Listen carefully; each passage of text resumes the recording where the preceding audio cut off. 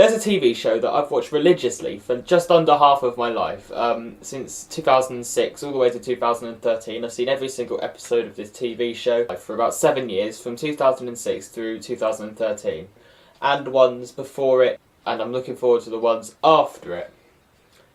This TV show is Doctor Who. Now, a few days ago I thought, you know what, I'll sit down and watch an episode or two of the very first series of Doctor Who that I ever watched, bring back some memories and stuff, and just see if it's as good as I thought it was then. I ended up watching the entire of Christopher Eccleston's series and 2 of David Tennant's series in 2 days. That's a lot of TV. The great thing about it, though, is that every single episode is different. A different place that they go to, a different character is introduced in every single episode, blah blah blah blah blah, and it's absolutely great.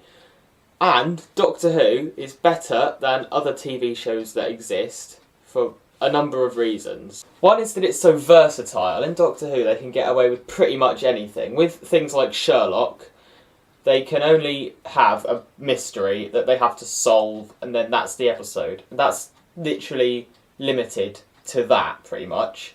With Doctor Who they can go into history, they can go to a different planet, they can go to a different parallel universe entirely. They can do anything that they want, and that's absolutely great. They can even have entire episodes set in the TARDIS. There's also the sheer number of episodes. I mean, Sherlock only has 6 episodes. I feel sorry for people who follow the Sherlock fandom, and I cannot even start to think how much they must be looking forward to Series 3, because you only have 6 episodes! With other things, like Primeval, there's more than 6 episodes of that. There's 5 entire series, they each have about 10, 12 episodes in them. That amounts to about 50 episodes, which is quite a lot.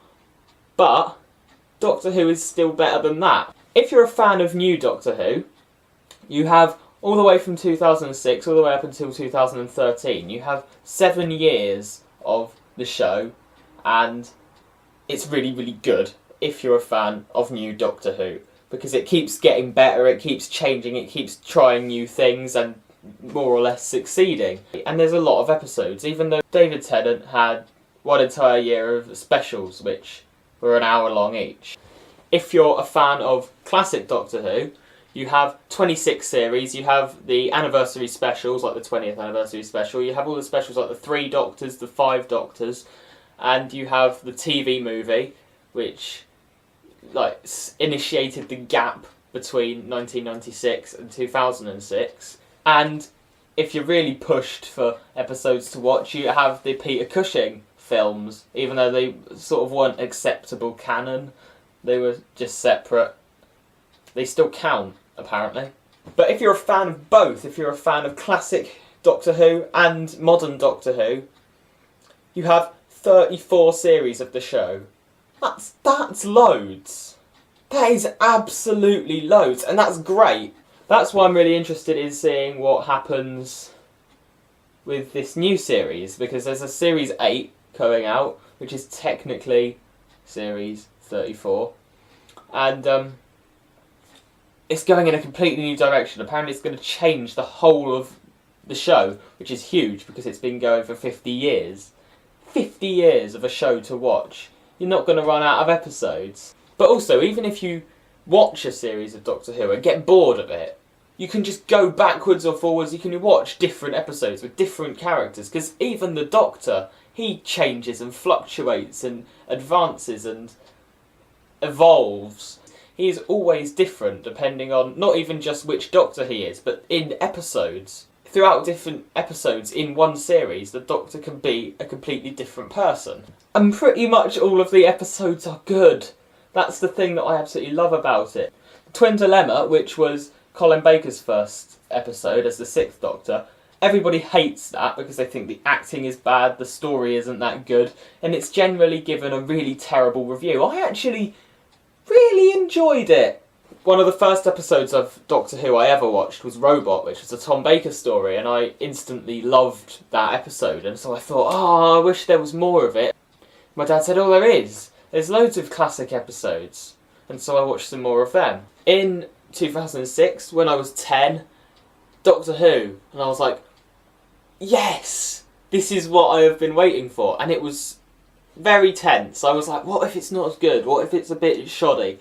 Because now it's modern. What if it's completely overtaken by special effects and things like that? What if that completely overrules the story and the character development and what happens?